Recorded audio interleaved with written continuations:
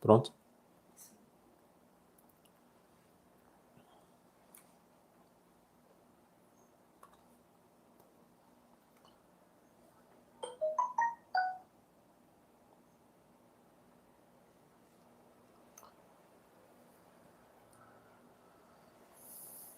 Você entendeu, né, Mari? Ok, então vá rápido, volte rápido, por favor.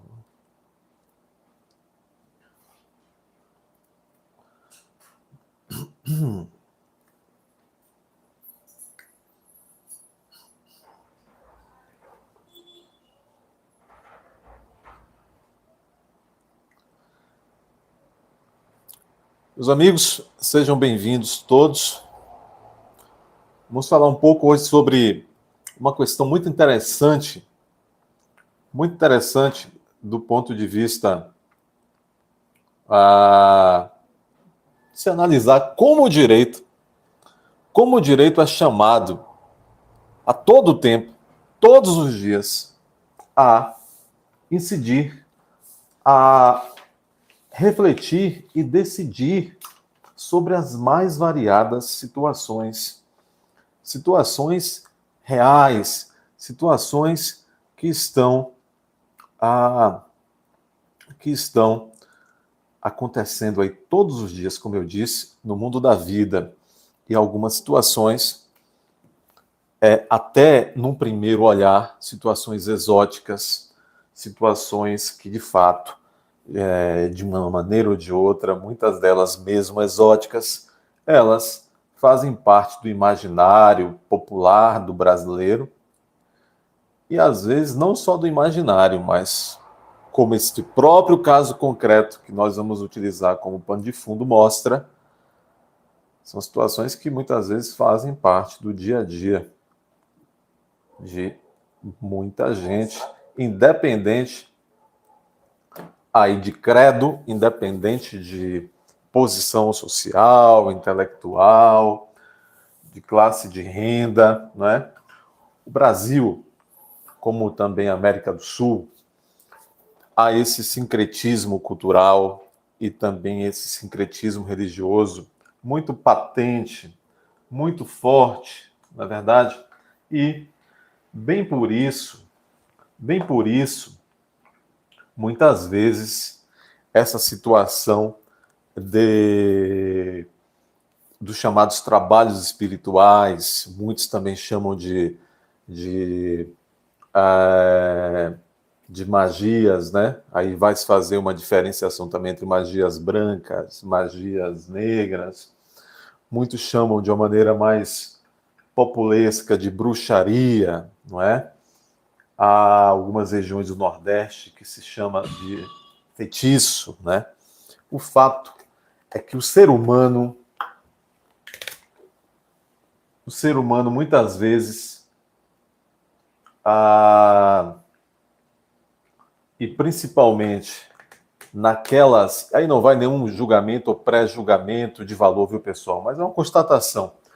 Muitos países em cuja sua formação, a formação do povo, do seu povo, tem ali também um pouco da matriz africana, né? Que eu sei que é uma coisa muito complexa, é uma coisa muito variada, muito rica. Muitos desses países, inclusive o Brasil, por ter essa grande diversidade, então, vamos dizer, de práticas espirituais, não é desconhecido que muitas pessoas busquem resolver os seus problemas, os seus conflitos, apelando para, vamos chamar assim, de maneira um pouco tosca, apelando para soluções, ferramentas espirituais. E este caso que o STJ, Superior Tribunal de Justiça, aquela que seria a nossa terceira instância no Brasil, né? Esse caso analisado pela sexta turma do STJ, não é? É um caso bastante interessante. É um caso oriundo Goiás. É um caso oriundo de Goiás, onde consta que em determinado município, a secretária de saúde, insatisfeita ali naquele contexto com várias outras autoridades, autoridades políticas, autoridades policiais, autoridades do Ministério Público, autoridades, inclusive, Só um instante, pessoal.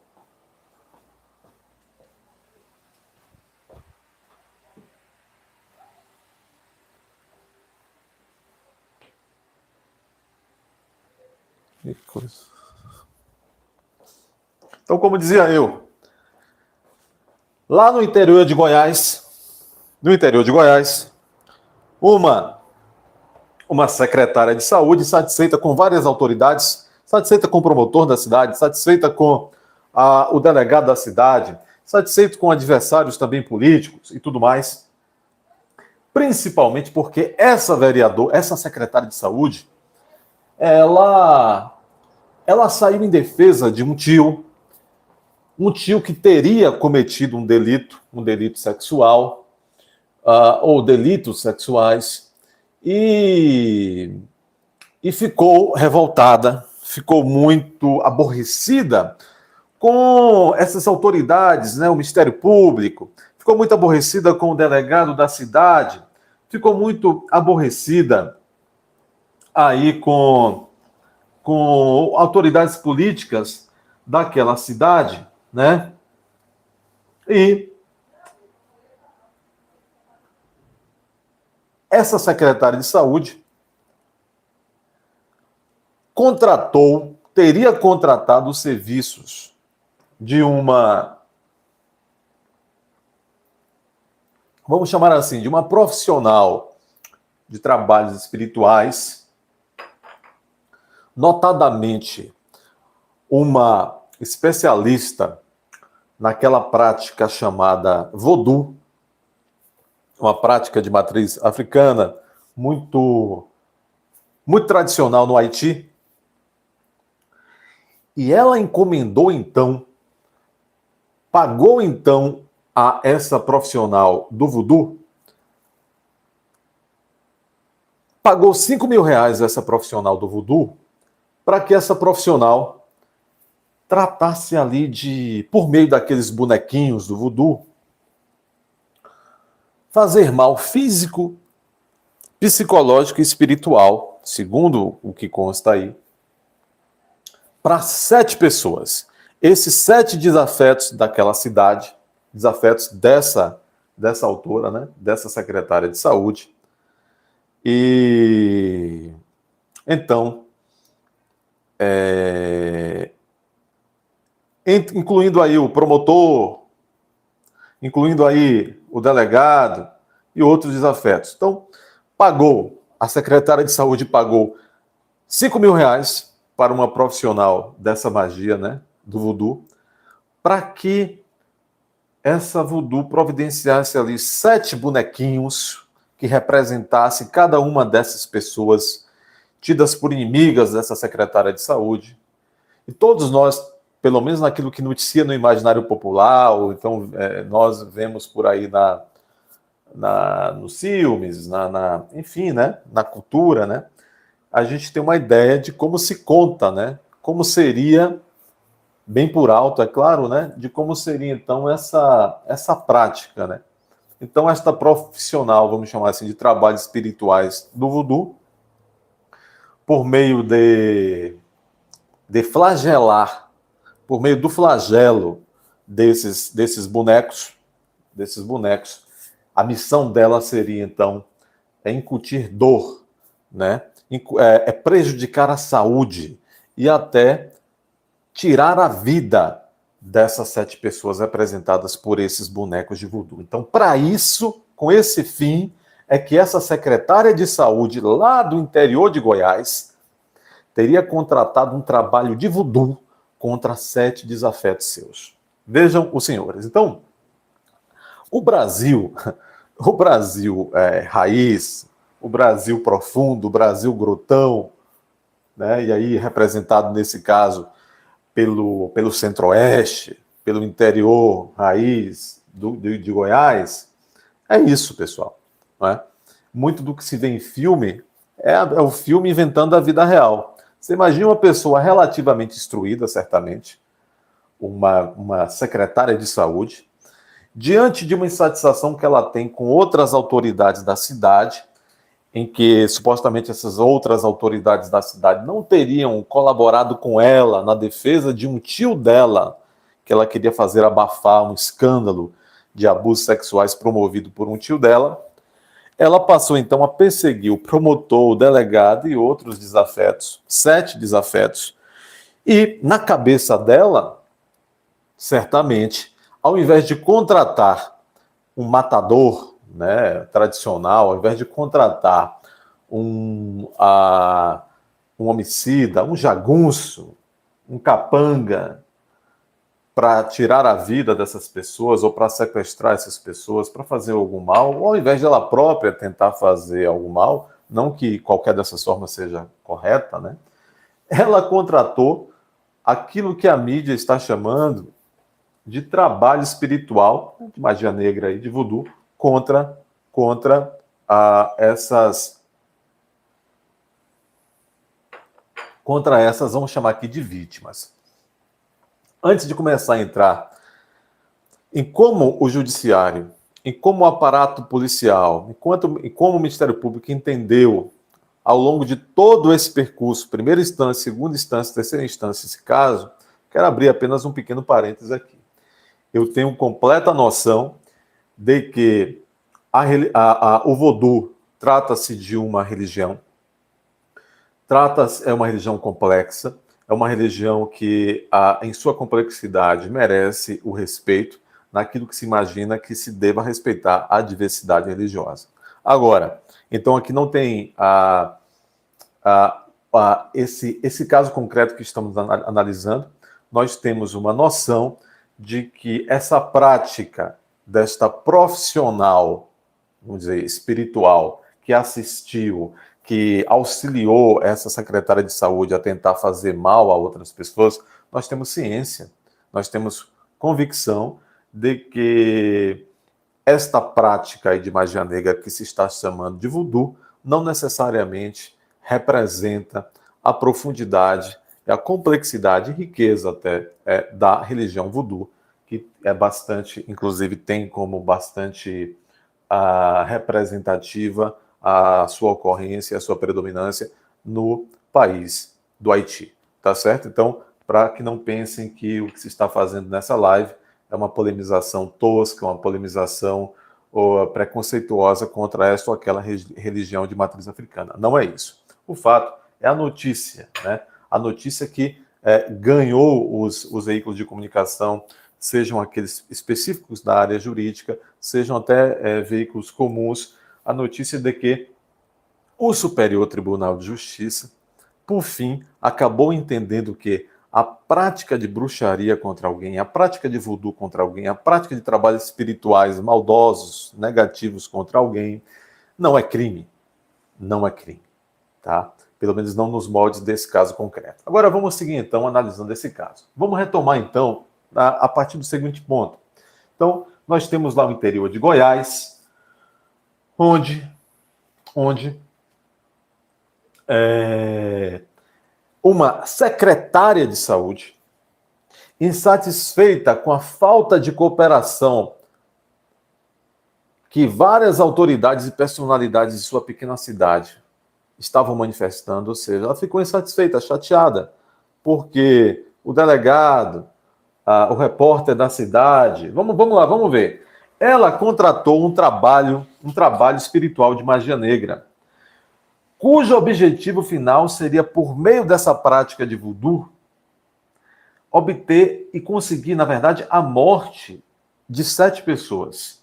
Entre elas, lá na pequena cidade dela de Goiás, entre elas, o promotor de justiça, o presidente da Câmara de Vereadores, um repórter, um delegado e outras personalidades, né? A encomenda desse trabalho macabro, teria ocorrido no ano 2021, não é? E, bom, ela encomendou o trabalho naquela prática que realmente se estigmatizou, se estereotipou que seria a prática do voodoo. 7 pessoas. Ela pegou, contratou o serviço lá de uma especialista naquilo que estão chamando aí de voodoo, e para pegar 7 bonequinhos e flagelar esses 7 bonequinhos. Espetar aqueles alfinetes, aquelas agulhas, tirar membro do bonequinho, enfim, de modo até a se conseguir o que ela almejava e que certamente a profissional teria prometido a ela, que seria a morte dessas 7 pessoas. Então veja, olha que cabeça dessa secretária de saúde. Bom, quando, de alguma forma, o Ministério Público daquela cidade, daquela comarca, lá do interior de Goiás, teve notícia de que esta secretária de saúde tinha contratado uma profissional de voodoo com essa finalidade, o Ministério Público entendeu que ali houve uma prática ilícita penal e instaurou um inquérito. O Ministério Público pode fazer isso, o Ministério Público pode investigar, pode instaurar inquérito. Instaurou um inquérito, né? Um procedimento investigatório, né? Que a princípio pode ser, aí, no caso do que acabou entendendo o Ministério Público, ou um inquérito, ou até um outro procedimento administrativo de investigação. O fato é o seguinte: o Ministério Público entendeu que, por meio dessa conduta,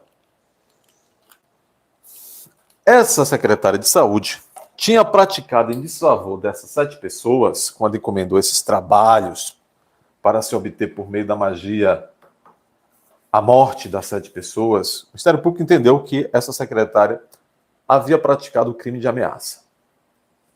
Que o Ministério Público entendeu, então, que o fato de uma pessoa, essa secretária de saúde, ter encomendado esses trabalhos espirituais negros contra a vida, porque ela buscava a morte dessas 7 pessoas, que essa encomenda incutiria medo a essas 7 pessoas, incutiria pavor a essas 7 pessoas, incutiria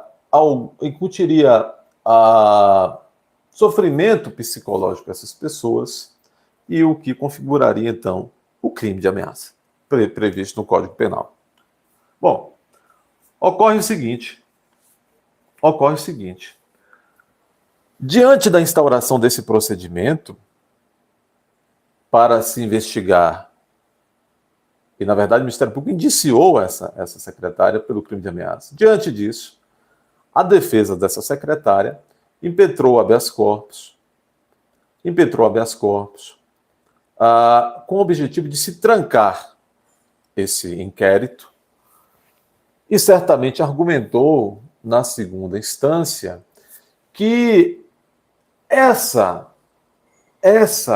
prática, essa conduta, certamente não deve nem ter negado que, de fato, a secretária tinha contratado essa prática. Mas o Ministério Público indiciou, e a defesa dela certamente impetrou uma ordem de habeas corpus para dizer: olha, tudo bem, a secretária de saúde encomendou junto a uma profissional de voodoo a morte dessas 7 pessoas. Tudo bem. Agora, isso aí não caracteriza crime nenhum. Tranca, esse inquérito tem que ser parado, tem que ser arquivado, tem que ser guardado, tem que ser descartado, porque o fato, a defesa certamente argumentou nesse sentido, o fato de minha cliente ter contratado o serviço de voodoo para causar sofrimento por meio dessa prática espiritual a 7 desafetos, não configura, não há previsão de crime para isso, não configura crime nenhum. inclusive não configura o crime de ameaça pelo qual ela está sendo indiciada. Então, que se tranque essa ação. Só que o Tribunal de Justiça de Goiás não entendeu assim. O Tribunal de Justiça de Goiás deu razão ao Ministério Público e disse que entendeu que, de fato, alguém que contrata um serviço de voodoo contra 7 pessoas, encomendando o seu sofrimento e a sua morte, essa pessoa está, sim, praticando o crime de ameaça contra, pelo menos o crime de ameaça contra essas 7 pessoas. Assim entendeu o Tribunal de Justiça de Goiás. Agora, veja, a defesa não se conformou. A defesa, entendendo que tecnicamente ela estava coberta de razão, ela entrou com recursos, certamente um habeas corpus, de repente um habeas corpus e um recurso ordinário, constitucional, em habeas corpus, para o tribunal, para o STJ, para o Superior Tribunal de Justiça. O Superior Tribunal de Justiça, dentre outras coisas, vai analisar ali realmente a questão, é um intérprete da lei federal, e o crime de ameaça está previsto no Código Penal, é uma lei federal. Bom, e além disso, o próprio STJ também cede recurso em habeas corpus, é o tribunal revisor de decisões do tribunal ACOR, do tribunal que lhe é, vamos dizer, hierarquicamente inferior, que é o Tribunal de Justiça de Goiás. Então, quando chega no STJ, na sexta turma do STJ, a quinta e a sexta turma no STJ são as turmas, os colegiados, né? Compostos de vários ministros que analisam, a quinta e a sexta turma, analisam os casos de matéria penal. Pois bem, quando chegou esse caso em sede do Superior Tribunal de Justiça, cuja relatora sorteada foi a ministra Laurita Vaz, que é uma excelente ministra, por sinal, um grande arcabouço, possuidora de grande arcabouço aí, de conhecimento penal processual. Essa questão chega então para a ministra Laurita Vaz, como relatora, começa a analisar na sexta turma.